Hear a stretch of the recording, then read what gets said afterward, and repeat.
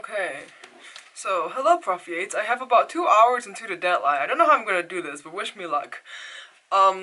So, for context, I got and picked this very vague assignment to track something in my daily life and link it to a philosopher that I learned in this philosophy class. That's Merrick. Anyway, here goes. Judith Butler famously argues that gender is fundamentally a performance. That is, gender is not a static role or identity, but rather it is a set of acts that can evolve through time. To illustrate in my all-girls primary and secondary school, I was taught that being ladylike was sitting with my legs together and refraining from speaking loudly. These behaviors are gendered performances, and when repeated consistently, they produce a social perception of someone being a lady. In that sense, gender is not something we are, but rather what we do.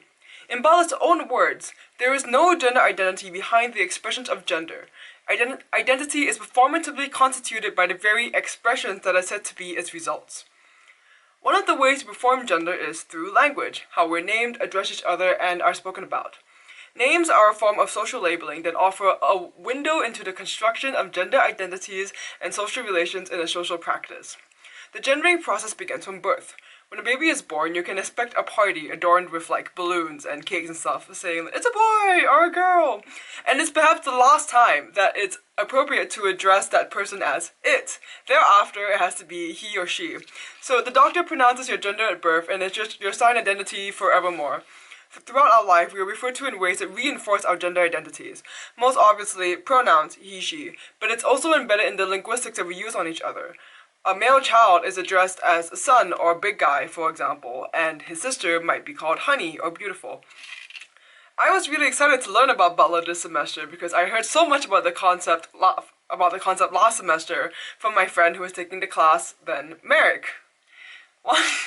One of my most vivid memories is of Merrick sitting on my couch trying to write an entire final argumentative essay about Butler in about 4 hours, which is what they're currently doing, but for a different class. Anyway, today Merrick is my romantic partner. Yay! Merrick, wave as my romantic partner.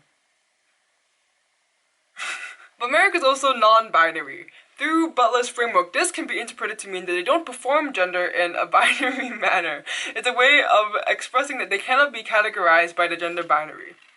This is a concept that has been very hard to explain to my parents, who still think I'm referring to multiple people when I use Merrick's they-them pronouns. Even though it's not grammatically technically wrong to refer to a single person with they-them pronouns, it emphasizes that unfamiliar pronouns force people to rethink their assumptions about identity and social categories, and that this process is uncomfortable. Makes sense.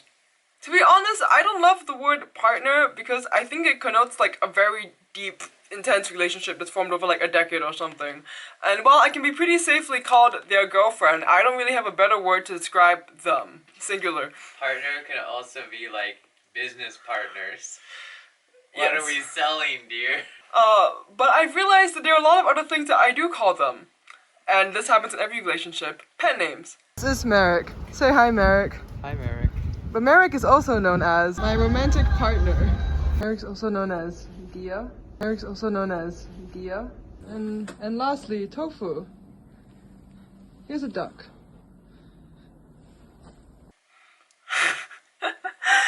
You weren't meant to be here when I wrote this script. So it's gonna be... Thanks, Merrick. It's good. Dia. Dia is the gender-neutral pronoun in Malay. That is, like, in Malay, they don't have he or she. They only have, like, one pronoun for all genders. The national language of my home country, Singapore. It's also spelled the same as diamond in Japanese, which is a nice extra connotation. To be honest, it shows that I don't speak Malay because it'd be really weird to be calling someone, like, you or he, she all the time. The next one is tofu. This one has a lot of reasons. 1, they're very white. 2, they're soft. 3, they're Asian, or half Asian. 4, they're, like, a little, like, gelatinous blob. Because they like to sit around in the bed all day and they're really lazy. I also realized a lot of common pet names are pretty gendered. Probably some of the most common pet names out there are baby, dear, sweetie. If I had to pick, these feel more towards being gendered female because there's a connotation of sweetness, infantilization, weakness, ownership, hence an identity that gets reinforced every time it's used. And indeed, men, according to this statistic that I found online, men do use pet names slightly more commonly than women do on men. That makes sense. Yeah. I don't know why, but the only pet name I can think of for men is like Pookie Bear or something. Pookie Bear. But in the name of science and academic pursuit, because we have to be precise about these things, I embarked on a week-long quest to manually track all of the things that I call them, and they call me.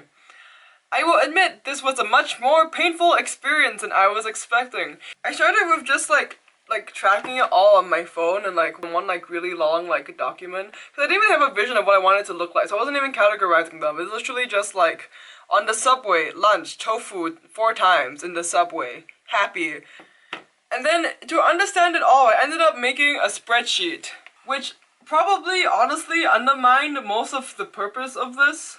And then I spent half the day just on these tiny pieces of paper doing 3 different drafts, and it took so long. Okay, so how to read this? We have Michaela side up, and we have Merrick side up. To be honest, it doesn't make a big difference, just means some of the symbols are upside down. This inner circle means it is totally private, personal space. For example, the bedroom, we're in right now, over text message. This next ring is mostly but not totally private. For example, the bedroom but with my roommate, or the res hall kitchen with no other people. And the outermost circle is actually public. Here is all the different symbols I came up with to denote the different things that I call my datum friend. Sorry, some of the funny ones is weak is a strong muscle upside down. Wife is a wedding ring. Princess is a crown. Bitch is meant to be a dog. I also recognize that some of these are adjectives, cute and weak, but oh well. Speech bubble. The direction corresponds. So I'm on this side. The ones that point this way is me. The ones that point this side is Merrick. Speech bubbles are connected with a line where we're in the same interaction. And the color refers to the tone that it was said in. The brown ones refer to interactions that were considered affectionate. So loving, soft, caring. Green is playful. Red is sensual. Green is playful, sarcastic, teasing. Red, sensual, intimate, suggestive, flirty. Ooh. Yellow, excited or giddy. Blue is neutral. And here's what we have. Yes, and what is there to make of all this? I don't know. Merrick will tell you. What? No, I already filmed this part. Don't worry. Hi, I'm looking at the Dune musical soundtrack. I finally finished the thing. Oh my god. Whoa. Wait, what? How do I read this? Here's the legend for There, you. this way up. I like the little people there. But looks more chill. Yep. Okay. It's really ugly though. I don't think it's ugly. I think it's pretty damn ugly. I think it's pretty cool. Thanks. Tofu.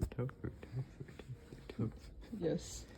That's what that one is. Yeah, I can understand that. You do say that a lot. You said freakazoid? I did say freakazoid. That's why it's in green, which is sarcastic. That makes sense. Because only I usually use freakazoid. Oh, you're the only excited giddy one. Yep. Wow, I really don't have a lot. Yeah, you don't. Oh, I thought about how I only use pet names in private situations. I guess I'm nervous when I'm outside. I still think it's really ugly though. I wish I could I don't think it's ugly, but I think it's really hard to read. I'm having a hard time drawing conclusions about this other than you say more things. You say different things than I do. I say more things in private spaces than in public spaces. And you say anything, anytime. I was hoping to debrief this with Merrick. However, they are currently rushing an assignment that they're probably only going to submit at the actual deadline. So instead, here's a bunch of clips of us talking about this last night. Well, I mean, in philosophy class, we discussed theories of identity, and I think Butler talks about socially constructed identities a lot, and how your identity is partially made by yourself, but also partially made by the people and things around you through the process of performance. And I think it applies to basically everything. One of the examples that's commonly brought up is a marriage is a type of performativity, because when people get married, nothing physically happens between them. Well, I mean, they can do physical things, but oh, that's our bus. However, yes, please continue. However, it's not it's not a magical bond has formed between them. They're performing the bond. They call you as dia. Yeah. Right, dia is the gender neutral pronoun in Malay. You calling me wife reinforces my femininity, and me calling you dia reinforces your androgyny, I guess. Yeah, that was what I was thinking, which I think is true, but also I don't think it's that deep. I guess another part of performativity is that it reinforces to other people that we are in a special relationship.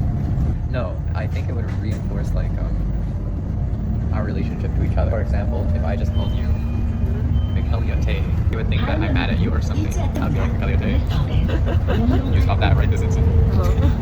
Which has like a different connotation. So I feel like it's also performing the role of like maintaining our relationship to one another. I'll also admit, I chose names because at first my plan was to track displays of affection in general, but this was way too broad, and hence I realized couples perform being couples in a lot of ways. What did you think I was tracking for H111?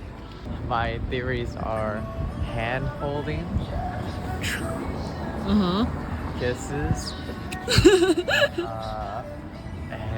head pats. I assume it's nothing too personal that would be too much information for the professor to handle. I was tracking pet names.